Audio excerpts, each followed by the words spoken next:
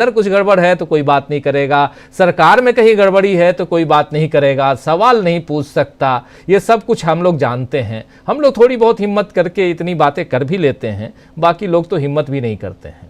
इसीलिए यहाँ ज़रूरी है समझना कि आखिर चल क्या रहा है और क्या सचमुच ये डगमगाती हुई सरकार है, और दूसरी तरफ राहुल गांधी क्या कर रहे हैं। ये ज़रा आप बताइए, ये वाइट टी शर्ट मूवमेंट क्या है और इसके ज़रिए राहुल गांधी क्या अप्रोच उनका है, कहाँ तक पहुँचना चाहते हैं। बेलगावी में कल क्या कुछ होने जा रहा है, फिर महू में, ये लगातार बेलगावी भी यहाँ पर दिल्ली में नहीं है और महू भी दिल्ली में नहीं है, चुनाव दिल्ली में है। आज पदयात्रा राहुल गांधी की कैंसिल हो गई, लेकिन जो दिल्ली में होनी थी, लेकिन बेलगावी और उधर महू, ये इसके मायने क्या हैं? क्या मध्यावधि की तैयारी में लग गए हैं राहुल गांधी? शकील जी, आपने कहा राहुल क्या कर रहे हैं जी, तो फिलहाल अभी का लेटेस्ट अपडेट हम बता दें आपको। फिलहाल तो वो शादी का निमंत्रण पत्र स्वीकार कर रहे हैं। किसकी शादी? शिवराज सिंह चौहान, कृषि मंत्री, जो मध्य प्रदेश के मुख्यमंत्री रहे, वो अभी अपनी लड़के की शादी का निमंत्रण देने राहुल के पास पहुंचे और राहुल ने उस निमंत्रण पत्र को स्वीकार किया। मल्लिकार्जुन खड़गे के पास भी पहुंचे शिवराज सिंह चौहान, उन्हें भी उन्होंने अपने लड़के की शादी का निमंत्रण दिया। तो राहुल अभी फिलहाल जो आपने पूछा कि क्या कर रहे हैं, तो वो जो है इस वक्त अपने विपक्षी नेताओं से, अपने विरोधी नेताओं से दिल खोल के मिल रहे हैं। और ये एक बड़ी अच्छी बात है। यही राहुल का आकर्षण है, यही राहुल की शक्ति है, उनकी स्ट्रेंथ जिसे कहते हैं, कि उनके पास सब आते हैं। खैर, तो ये एक अपडेट था जो हमने किया। अब दूसरी बात कि कल का जो बेलगावी का है बड़ा इंपॉर्टेंट है। जब बेलगावी में सीडब्ल्यूसी की मीटिंग हुई थी, उसके नेक्स्ट डे तय था कि वहां पे एक रैली को राहुल गांधी और मल्लिकार्जुन खड़गे संबोधित करेंगे। लेकिन पूर्व प्रधानमंत्री मनमोहन सिंह के देहांत की खबर के बाद कांग्रेस तत्काल वहां से पूरी की पूरी जितने भी नेता थे सब वापस यहाँ पे चले आए और अब जो है उस प्रोग्राम को वो कल करने जा रहे हैं।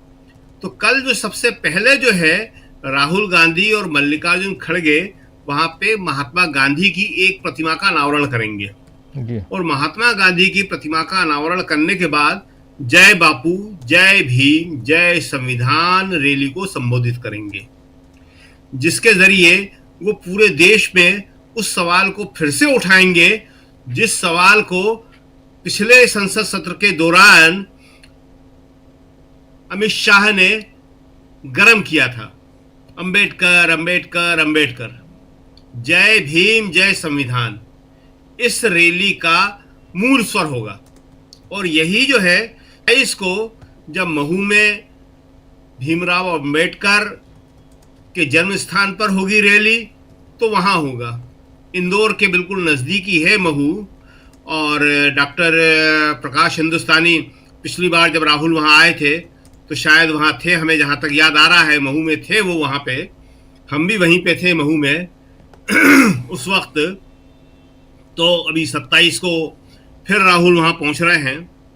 तो ये दोनों रैलियाँ बहुत इम्पोर्टेंट हैं और इसके ज़रिए इस बात को फिर से उठाया जाएगा कि भाई आपकी राजनीति कुछ भी हो, विचारधारा कुछ भी हो, लेकिन संविधान के निर्माता डॉक्टर अंबेडकर का अपमान करने की क्या ज़रूरत है जी। और डॉक्टर अंबेडकर का अगर आप अपमान करते हैं तो इसका सीधा सीधा मतलब है कि आप संविधान को अमान्य कर रहे हैं, आप संविधान का अपमान कर रहे हैं। और ये बात आज की तारीख में देश की जनता को बताना बहुत ज़रूरी है। जीतन राम मांझी जो थोड़े से परेशान दिख रहे हैं उसका कारण यही है, यही संविधान। इसी संविधान ने जीतन राम मांझी के कमज़ोर वर्ग को सबसे ज़्यादा सहारा दिया। देश में जो जितना ज़्यादा गरीब है, जो जितना ज़्यादा पिछड़ा, दलित और शोषित है, उसको सबसे बड़ा समर्थन अगर किसी से मिलता है तो संविधान में दिए हुए अधिकारों से मिलता है, जो कहते हैं कि यहाँ सब समान है।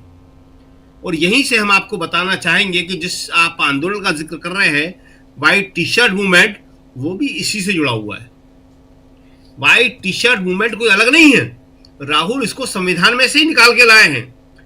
इसमें इन्होंने, राहुल ने क्या कहा है कि जो मेहनत कश वर्ग है, उसमें एक शब्द और यूज किया गया है, गिग वर्कर्स जो आजकल कहा जाता है, जिसमें राहुल जो कई समाज के वर्गों से मिले, वो सारे गिग वर्कर्स हैं। अलग अलग समूहों के लोग, अलग अलग मेहनत कश लोग, अलग अलग काम करने वाले लोग, असंगठित क्षेत्र के लोग जिसे कहा जाता है।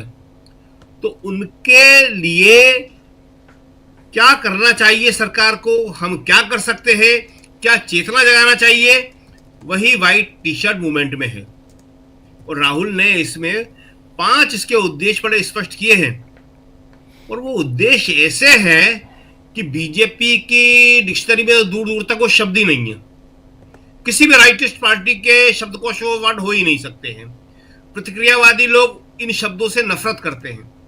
करुणा सबसे बड़ा शब्द, जिस करुणा का इन लोगों में सबसे ज्यादा अभाव पाया जाता है, जो बुद्ध का सबसे पहला मंत्र था। बुद्ध ने करुणा की बात की थी। उसके बाद अहिंसा, गांधी का, कि हम आंदोलन करेंगे, लोगों की मदद करेंगे, मगर अहिंसा के द्वारा। सबकी प्रगति, किसी एक की नहीं, हमारी प्रगति में सब शामिल है, सबकी प्रगति। एकता, गिग वर्कर्स, असंगठित लोग, गरीब, दलित, पिछड़े, आदिवासी, सबको एक रहना पड़ेगा, एकता। और लास्ट जो है वो बहुत बड़ा शब्द है, समानता, इक्वलिटी, कि देश में सब समान है। यह तुम कहते हो कि ये अमीर है तो इसको विशेष अधिकार है, चाहे जो खरीद सकता है, नहीं। इस व्हाइट टी शर्ट मूवमेंट में यह बात कही गई है कि मोदी ने कुछ अमीर लोगों को बहुत आगे बढ़ा दिया।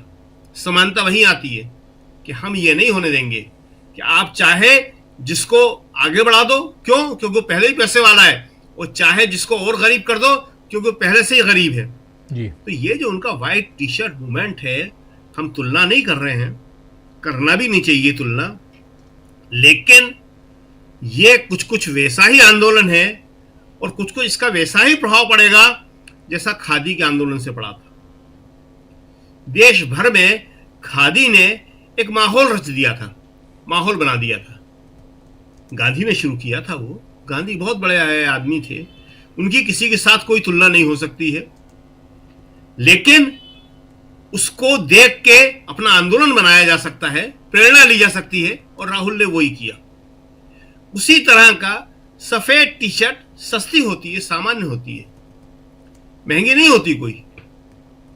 उस सफेद टी शर्ट को एक प्रतीक बना के कि ये जितने भी गरीब हैं, पिछड़े हैं, गिग वर्कर्स हैं, असंगठित क्षेत्र के लोग हैं, छोटा छोटा व्यवसाय करते हैं, अलग अलग व्यवसाय करते हैं, इन्हें एकता के सूत्र में कैसे पिरोया जाए, इन्हें अपने अधिकारों के लिए लड़ने के लिए कैसे प्रेरित किया जाए। राजीव जी, बहुत बड़ा आंदोलन है ये। अगर कांग्रेस इसको कर पाई, राहुल तो करेंगे, लेकिन पूरी कांग्रेस के समर्थन में खड़ी हो जाए अगर, तो ये जो है देश की राजनीति को पूरी तरह बदल देगा। क्योंकि देश में आज जो सबसे बड़ी समस्या है वो यही है कि वैसे तो संगठित क्षेत्र पर ही बहुत मार पड़ रही है, उस संगठित क्षेत्र का वर्कर जो है वो भी बहुत परेशान हर जगह, लेकिन असंगठित क्षेत्र का वर्कर तो सबसे ज्यादा परेशान है। उसकी तो कोई बात करने वाला नहीं है, कोई बात सुनने वाला नहीं है। को तो मतलब ये बात मालूम है, बहुत सारे लोगों को मालूम होगी भी हम बता देते हैं इस बात को कि पहले तो इन्होंने सरकारी नौकरियां बंद करी, जो युवा सरकारी नौकरी में जाते थे, और जिन दलित, पिछड़े और आदिवासियों को सरकारी नौकरी में आरक्षण मिलता था वो सब खत्म हो गया अब। फिर इन्होंने ठेके पे नौकरी देना शुरू करी, कॉन्ट्रैक्ट होते थे 3 साल का, 5 साल का, अब वो कॉन्ट्रैक्ट भी खत्म हो गया। No government job, no contract. अब क्या हो गया है?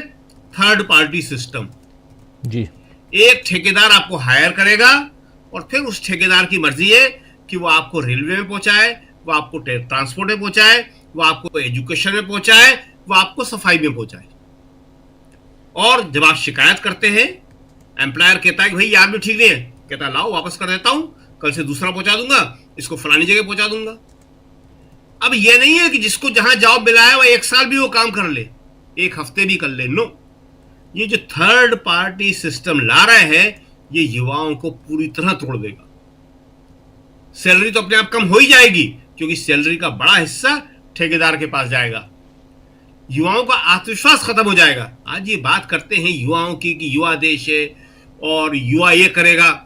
अरे युवाओं को तुमने झूठे वादे करके, नौकरी के वादे करके रशिया और यूक्रेन की लड़ाई में पहुंचा दिया जी। 12 लड़के मारे गए हमारे वहां पे, और जाने कितने लापता है वहां पे। हमारे देश के लड़के को यहां अगर रोजगार मिल जाएगा, वो लड़ने के लिए रूस जाएगा। आप सोचिए, कल्पना कीजिए। और जो जाते हैं लड़ने, उनके लिए शब्द क्या है मालूम होगा हमारे दर्शकों को? मर्सनरी, भाड़े के सिपाही। ये वो सिपाही नहीं होते कि जिनमें एक आन बान शान होती है, जिनमें गर्व होता है। ये भाड़े के सिपाही कहलाते हैं, जिनकी कोई इज्जत नहीं होती, सम्मान नहीं होता। किराए के सिपाही, भाड़े के सिपाही, मर्सनरीज। जी, बहुत खराब शब्द है ये। तो ये देश को आज उस स्थिति में ले आए हैं कि हमारा युवा जो है आज मर्सनरी बन रहा है। आज थर्ड पार्टी कॉन्ट्रैक्ट पे वो काम करने पे मजबूर है। उसको ये नहीं मालूम कि मुझे किस डिपार्टमेंट में जाना है। ठेकेदार कहता है आओ, इतनी तनख्वाह लो, कल सुबह 8 बजे आना, मैं बताऊंगा तुम्हें कहां जाना है। तो इस स्थिति से निपटने के लिए ही राहुल का जो व्हाइट टी शर्ट मूवमेंट है वो बहुत ही महत्वपूर्ण है। और अगर ये अच्छी तरह से चल गया तो ये देश की जो युवाओं की बेरोजगारी की समस्या है, युवाओं के जो आत्मविश्वास के टूटने की समस्या है, उन सबको खत्म कर देगा और देश में एक नई क्रांति की शुरुआत कर देगा। जी राजीव जी, बिल्कुल। एक नई क्रांति की शुरुआत ऑलरेडी हो चुकी है। मान के चलिए राहुल गांधी जो काम कर रहे हैं वो एक अलग राजनीति, जिस पे हम लोग पहले भी चर्चा कई बार कर चुके हैं, एक अलग राजनीति, उसी राजनीति में एक नया आयाम, व्हाइट टी शर्ट मूवमेंट और